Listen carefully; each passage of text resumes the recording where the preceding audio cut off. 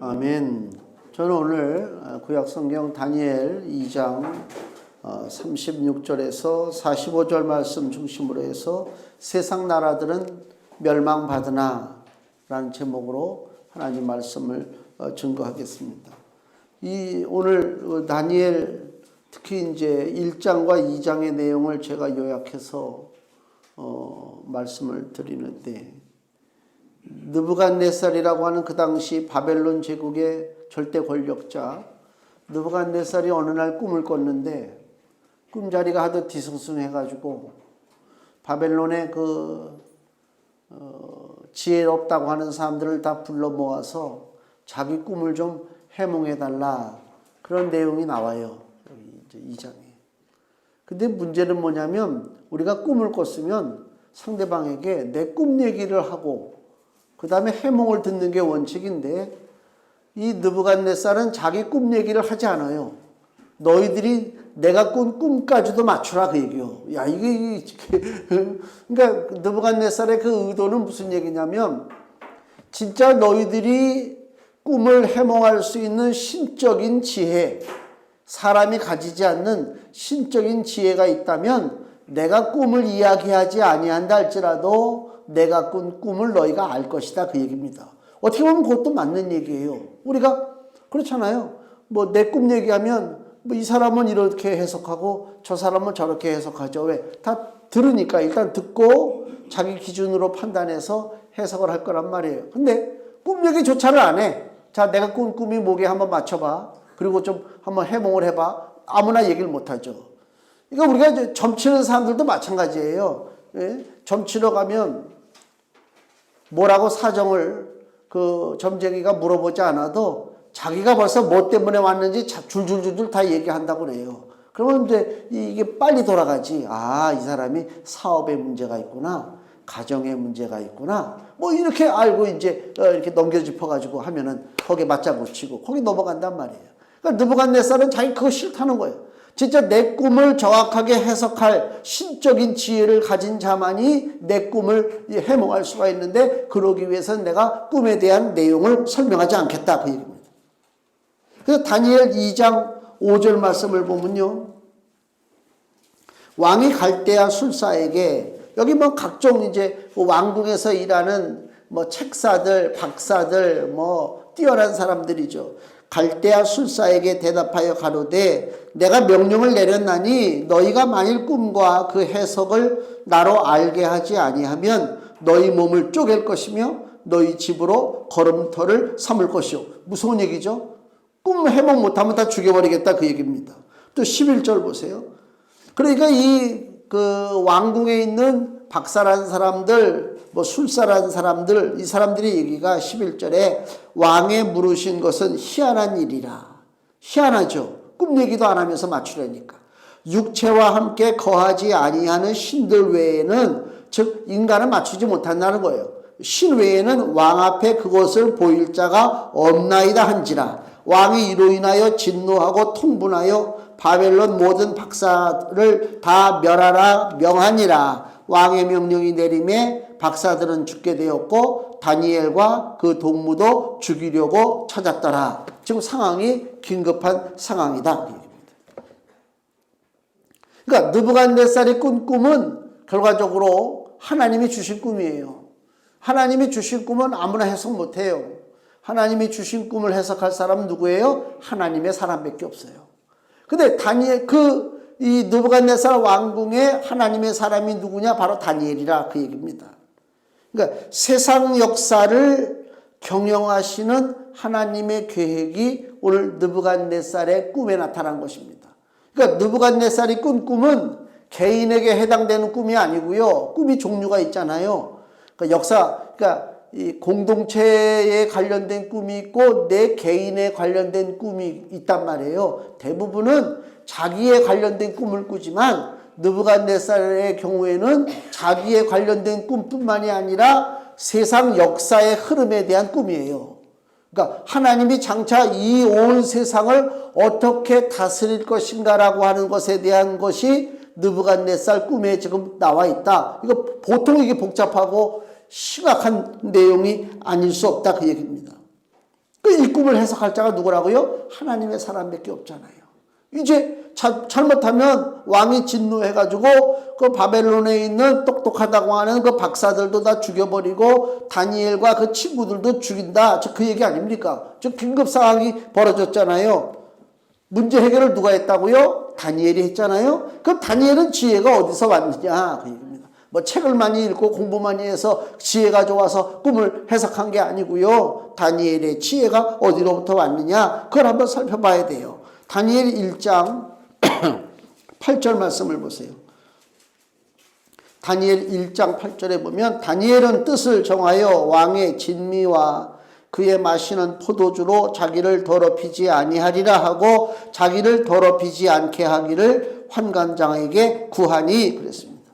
무슨 얘기입니까? 바벨론 왕궁의 좋은 음식을 다니엘이 거부했다. 그 당시에 바벨론 정책이 뭐냐면요. 여기 다니엘 1장 4절 보세요.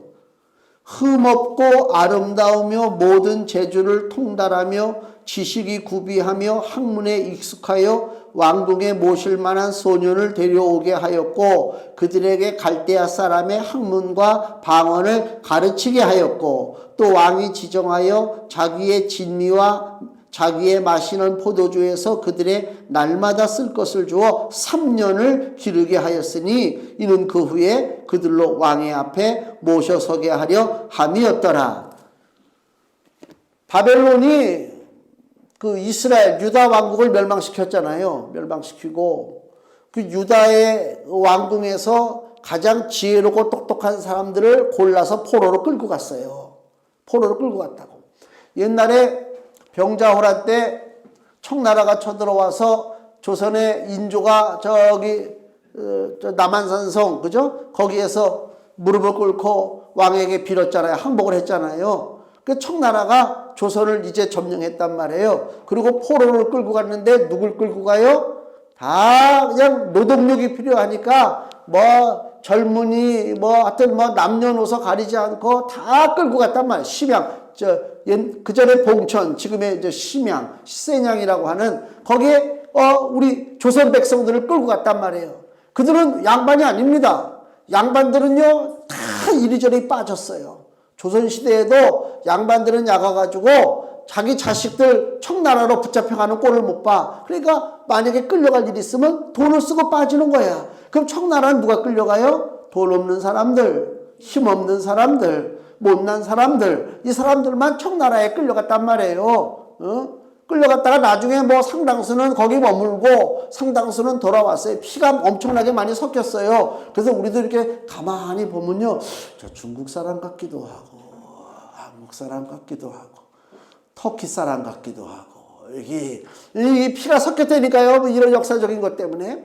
자, 지금 그 얘기를 왜 하냐면 바벨론과 청나라하고는 틀려요. 청나라는 그러니까 저기 그 만주족이 세운 나라 한마디로 얘기하면 무식한 나라란 말. 무식한 나라. 그러니까 내가 무식하니까 너도 무식해.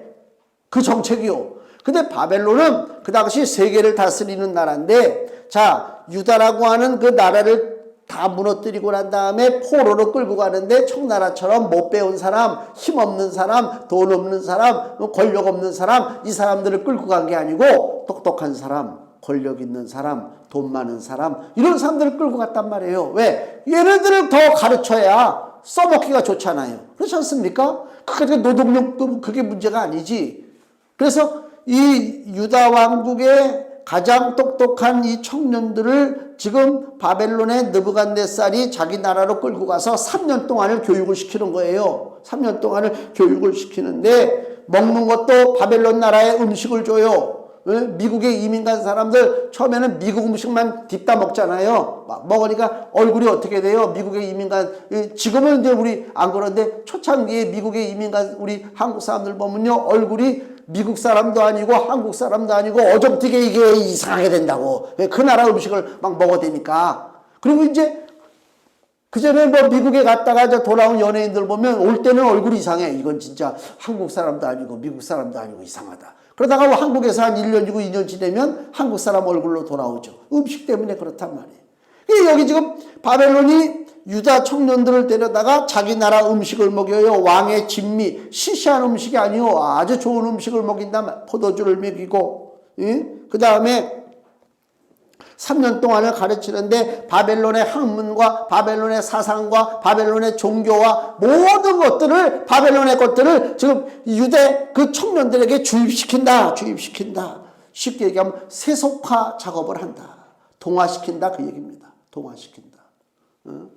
그러니까 한 나라가 한 나라를 점령해서 그 나라를, 그 속국을, 그 식민지를 다스리기가 좋고 우리나라와 같이 동일하게 만들기 위해서 하는 정책이 바로 교육정책이요. 그렇잖아요. 교육정책. 어려서부터 아이들을 가르치면 될 거 아닙니까? 그대로 가르치면 그대로 그냥 그것이 진리인 줄 알고 믿고 자라나니까. 그러니까 바벨론의 정책이 유대의 그 똑똑한 청년들을 데려다가 바벨론의 사상을 가르치고 바벨론의 음식을 준단 말이에요. 그게 자기 민족과 동화시키는 거예요. 절대로 독립적으로 살지 못하게끔 세속화를 시킨다. 즉 경건하고 거룩하고 이거와는 상관없이 그냥 세상에 물들게 하는 거예요. 그래야 편하니까. 유다 청년들이 바벨론에 왔는데 얘네들이 아직도 똘똘 뭉쳐가지고 자기네 이스라엘의 하나님을 섬기고 유대의 법을 따르고 그러면 골치 아프지. 그냥 바벨론의 법을 따르고 살아야지. 일제시대 때 한국 유학생들이 동경으로 유학을 많이 갔단 말이에요. 유학생들이 많이 갔어요. 좀 부유층 자녀들 웬만하면 다 일본으로 유학을 보냈지. 그럼 일본에 갔으니까 일본과 동화가 돼가지고 일본 말을 하고 일본 이름을 가지고 일본 사람처럼 생각하고 그렇게 살아야 되는데 유학 간 유학생들이 일본 문화를 누리는데도 불구하고 점점 어떻게 변해요? 반일주의로 변한단 말이에요. 배우면 배울수록 이건 내가 살아왔던 내 조국과는 너무 틀리니까, 내가 가지고 있던 사상과는 너무 틀리니까 일본에 아무리 유학을 하고 일본의 학문을 배웠어도 결국 그 학생들이 돌아오면 다시 독립운동하고 한국의 백성들을 가르치고 그랬단 말이에요. 그러니까 한국이 그래서 무너지지 않은 거예요. 우리말을 잃어버리지 않았잖아요. 일제시대 때 다 일본말을 쓰고 일본 이름을 가지고 살았지만은 결과적으로 지금 어떻게 됐습니까? 그래도 여전히 우리가 한류가 세계를 지배하는 게 바로 그런 일들이란 말이에요. 근데 여기 지금 바벨론에서 유다 사람들을 지금 세속화시키고 동화시켜요.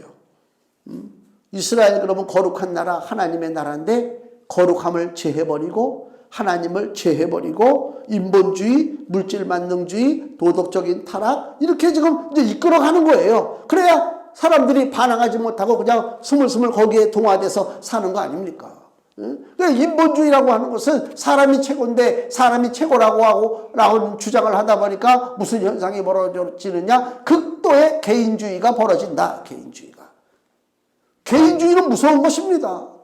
이웃집에서 무슨 일이 나도 그건 내 일이 아니야. 나만 잘 살면 돼. 내 옆에 사람이 누가 고통을 당하고 무슨 일을 당해도 아니야 나만 뭐 잘 행복하게 살면 되지. 이게 바로 인본주의요. 이게 바로 개인주의란 말이에요. 이것이 팽배해지기 시작하면 그 사회가 무너지는 거예요. 그래서 부동산 투기가 일어나는 거예요. 그 LH 사태가 그거 아닙니까? 남들이 고생을 하든 힘들게 살든 뭐하든 우리는 다 우리가 가지고 있는 그 영향력을 가지고 정보를 가지고 나는 부를 끌고 모아야 되겠다. 그 어저께인가 텔레비전에 무슨 서민가분가 그 있어요. 이렇게 뭐 조그만 음식점 하면서 막 돈을 모으고 뭐 이런 사람들 무슨 조그만 사업을 하다가 잘 돼가지고 돈을 모아서 성공한 사람들의 이야기가 나오는데 저 어느 지방 서울이 아니고 지방 어딘데 만두집을 하는데 만두가 그렇게 잘 된대요. 그래가지고 한 달 매출이 얼마라고? 하여튼 1년 매출이 몇 억이고 자기 재산이 지금 40억에다가 집이 몇 차에다가 뭐 임대 수익이 1년에 6천만 원이 들어오고 뭐 그래. 와 너무 부럽잖아요. 그러니까 이 사람들은 취미가 뭐냐면 돈을 모으니까 매달 하루 매출이 100만 원이 넘다고 그러니까 만두 팔아가지고 돈을 악착같이 모아요. 살 집도 마련했어요. 그 다음에 건물도 하나 있어가지고 임대 수입도 올라요. 근데도 또 뭐해요? 여전히 건물 사러 돌아다니는 거예요. 방송에 거기서는 뭐 그게 악착 같아서 뭐 아주 오뚜기 같이 일어나가지고 잘 산다라고 표현하는지 모르지 내가 볼 때는 저게 반사회적이다. 그래 다들 그런 생각들 하고 있지 않습니까? 내가 잘 되면 돈 가지고, 내 돈 가지고 내가 투자하는데, 내 돈 가지고 내가 땅 사는데 왜 말들이 많어? 그러다가 나라가 망하는 거예요. 그게 극도의 개인주의, 인본주의라니까. 그러니까 그 공동체, 그 민족을 가장 바보로 만들고 다스리기가 쉽게 하는 것이 뭐냐? 이게 인본주의요, 개인주의요. 그러다 보니까 국가가 무너지는 거예요. 사회가 무너진다니까. 그러니까 느부갓네살의 바벨론 제국도 저 유대 왕국, 이스라엘 왕국, 하나님을 섬긴다고 하는 그 나라를 망하게 하긴 했는데 사람의 사상과 종교까지는 다스릴 수가 없다. 그럼 사상과 종교를 없애려면 어떻게 되느냐? 극도의 개인주의 사상을 집어넣으면 되는 거예요. 나만 잘 살면 돼. 국가가 무너지든 민족이 고통을 당하든 상관없어. 우리 집안만 잘 되면 돼. 그 사상을 집어넣는 거다 그 얘기입니다. 근데 여기 다니엘이 동화되지 않는다. 이게 중요한 거예요. 이게 믿음의 사람들이란 말이에요.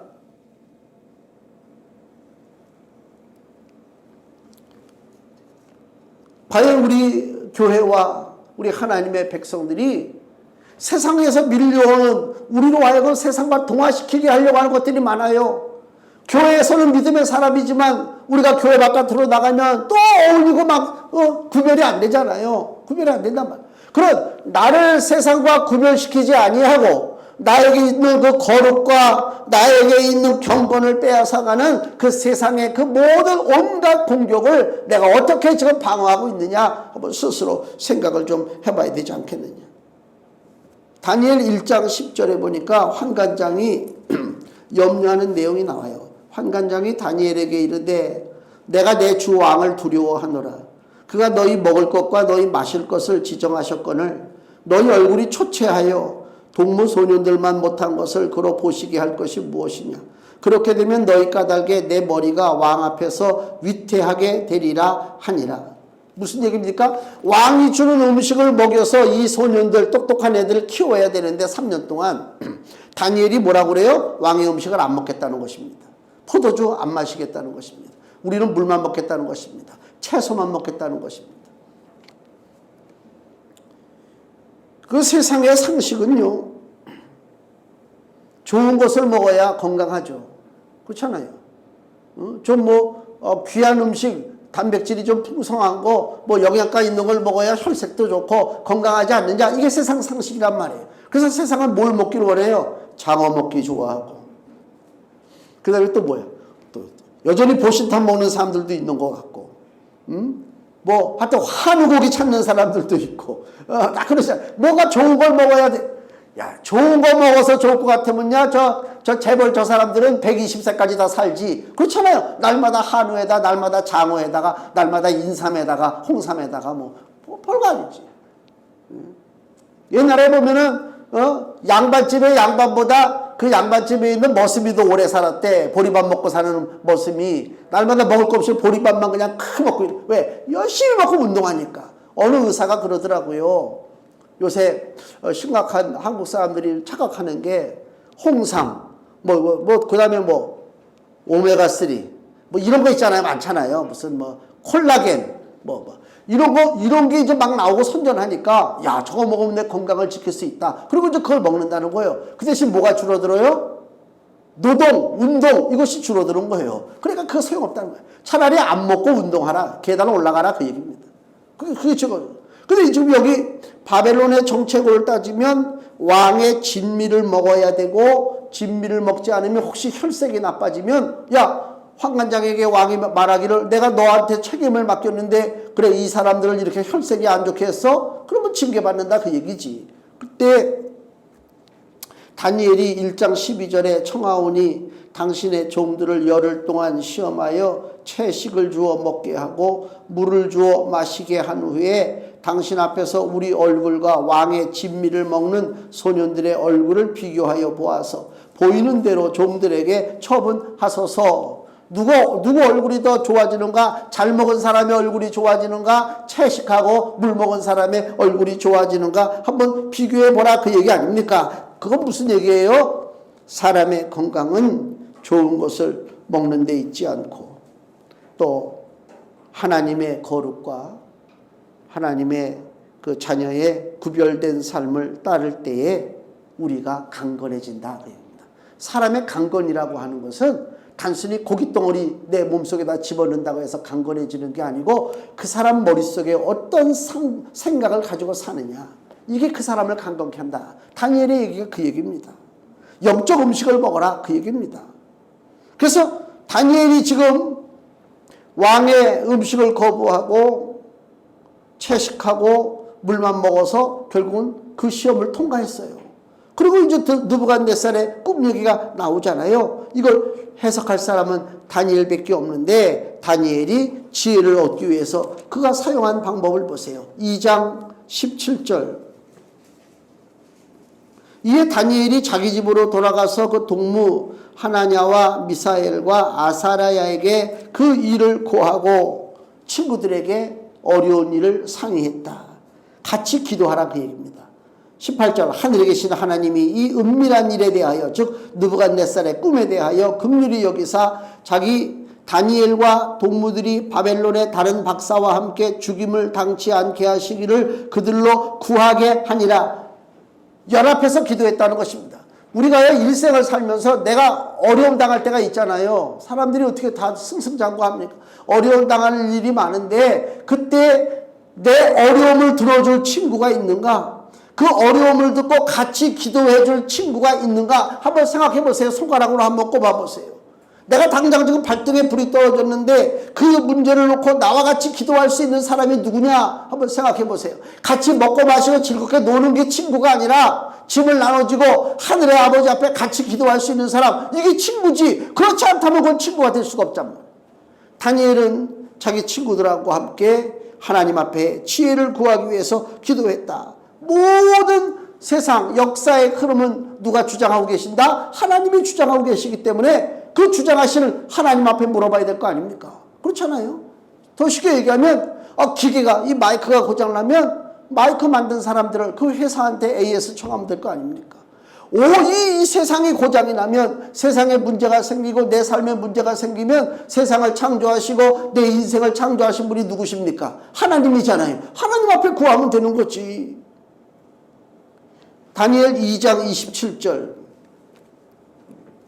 앞으로 펼쳐질 세상 역사와 인간의 삶을 아시고 다스릴 분이 하나님이라고 하는 사실을 다니엘이 고백하는 거예요. 27절. 다니엘이 왕 앞에 대답하여 가로되 왕의 물으신 바 은밀한 것은 박사나 술객이나 박수나 점장이가 능히 왕께 보일 수 없으되 오직 은밀한 것을 나타내실 자는 하늘에 계신 하나님이시라. 그가 느부갓네살 왕에게 후일에 될 일을 알게 하셨나이다. 왕의 꿈 곧 왕이 침상에서 늘 속으로 받은 이상은 이러하니이다 하면서 이제 꿈에 대한 얘기를 한다, 그 얘기입니다.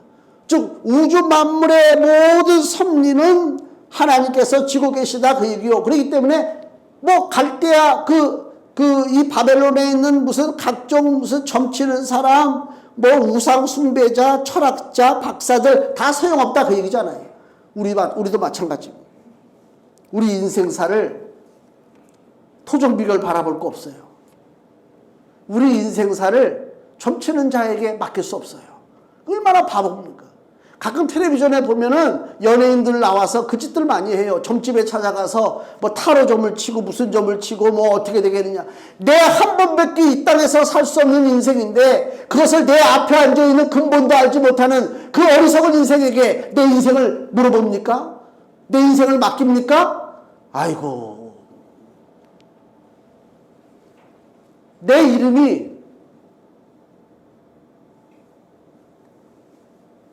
이름을 잘 짓는 사람이 이름을 졌나 봐요. 그것도 난 화가 나요. 내 일생의 이름을 근본도 알지 못하는 누가 내 이름을 줘? 말도 안 되는 소리지. 그렇지 않습니까? 그래. 나는 우리 애들 내가 한 달을 고민하고, 야, 이 이름을 한 달을 고민해? 나 한 달 고민하고 줬다니까. 한 달을 넘게. 하나님, 이게 뜻이 어떻게, 영적인 뜻이. 응? 고민해야 될 거야. 고민해야지. 응? 그걸 위해서 기도할 수 있는 사람이 이름을 줘야지. 점쟁이한테 찾아갑니까? 점치는 자에게 내 인생을 맡깁니까? 어느 집에 보니까 그 달마 준 그림이 이렇게 걸려있는 집들이 많더라고요. 우리 집안의 생사화복을 저 달마 그림에게 맡깁니까? 아이고, 이렇게 어리석. 하나님이 우리의 운명을 주장하고 계시다 그 얘기입니다. 하나님만이. 우리 아버지 하나님은 어떤 분이냐? 사도행전 17장 24절. 사도행전 17장 24절 우주와 그 가운데 있는 만유를 지으신 신께서는 천지의 주제시니 손으로 지은 전에 계시지 아니하시고 또 무엇이 부족한 것처럼 사람의 손으로 섬김을 받으시는 것이 아니니 이는 만민에게 생명과 호흡과 만물을 친히 주시는 자이심이라. 아멘. 우리 하나님이란 말이에요. 이런 하나님을 놔두고 우리가 엉뚱한데 우리 인생을 맡깁니까? 있을 수가 없어요. 그래서 하나님이 제일 싫어하는 게 우상에게 절하고 점치고 무당한테 쫓아가고, 이거 하나님이 제일 싫어하는 것이다. 느부갓네살은 그런 것을 의지했지만 아무 소용이 없잖아요. 다니엘이 해석한단 말이에요. 그럼 다니엘이 그자 꿈을 보세요. 2장 31절.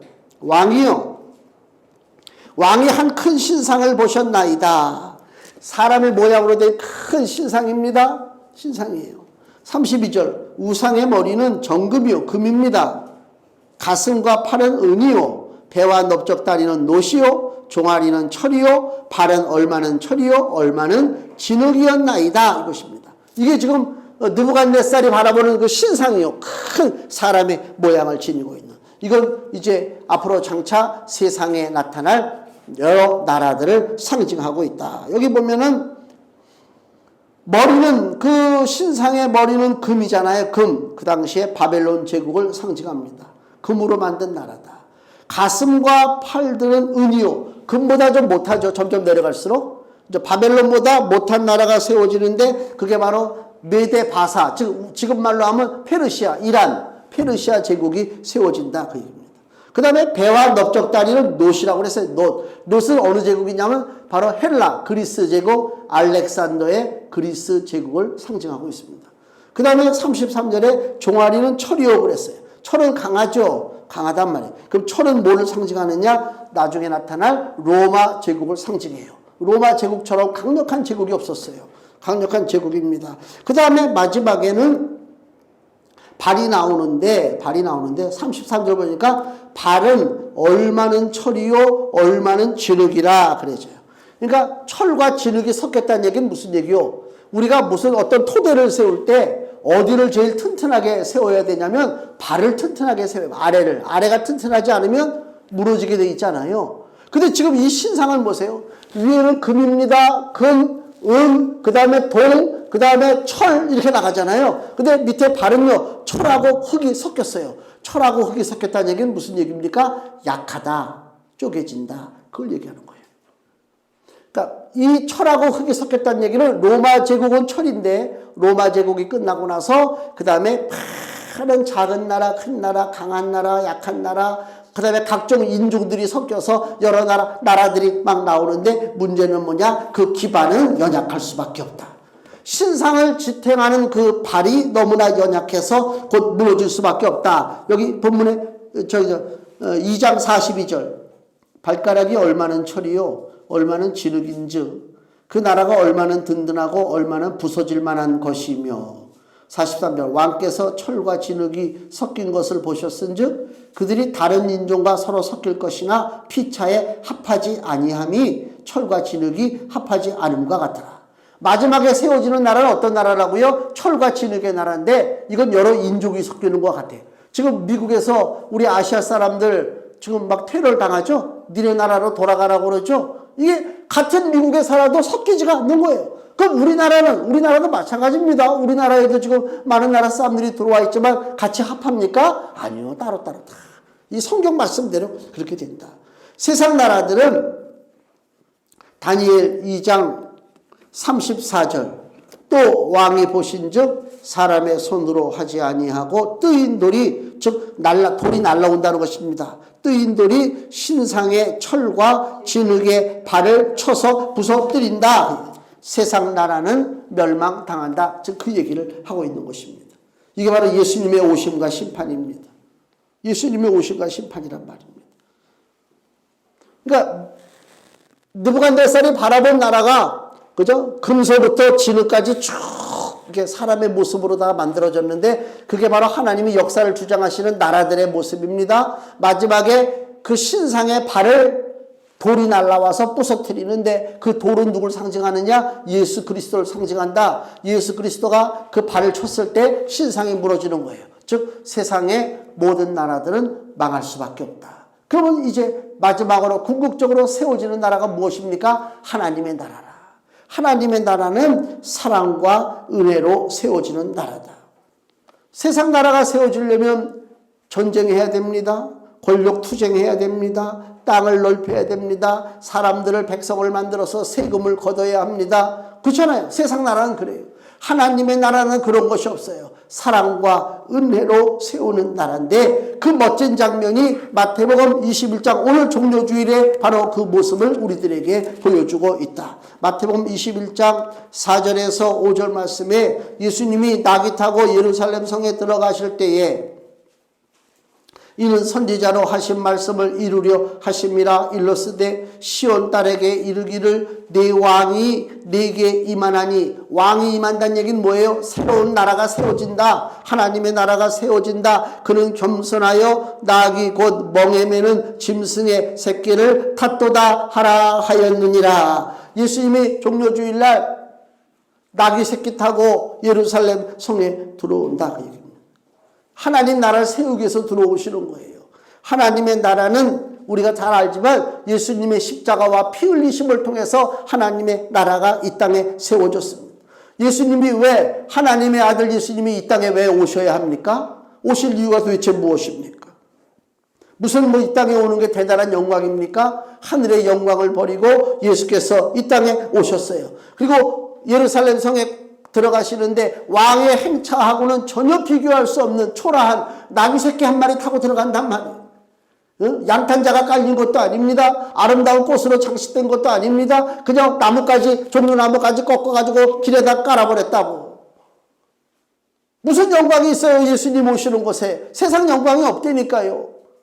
그 하늘의 영광을 버리고 하나님의 아들 예수가 이 땅에 오셨어요. 남을 정복하고 누르고 세금을 무겁게 하고 노역을 시키는 왕으로 오시는 것이 아니라 백성을 사랑해서 보호하시고 구원하시고 축복하시려고 이 땅에 오셨다. 그 얘기입니다. 그게 뭐라고요? 그게 바로 사랑이란 말이에요. 금주 말씀 보세요. 요한복음 3장 16절. 같이 읽겠습니다. 하나님이 세상을 이처럼 사랑하사 독생자를 주셨으니 이는 저를 믿는 자마다 멸망치 않고 영생을 얻게 하려 하심이니라. 아멘. 하나님이 세상을 사랑해서 아들 예수가 이 땅에 오셨어요. 사랑해서 아들 예수가 오셨다니까요. 그러면 우리는 그 사랑을 받을 자격이 있냐 그 얘기요. 우리가 아무나 사랑합니까? 집에 강아지가 귀엽잖아요. 얼마나 강아지들이 귀여워요. 귀여운데 아무 강아지나 사랑합니까?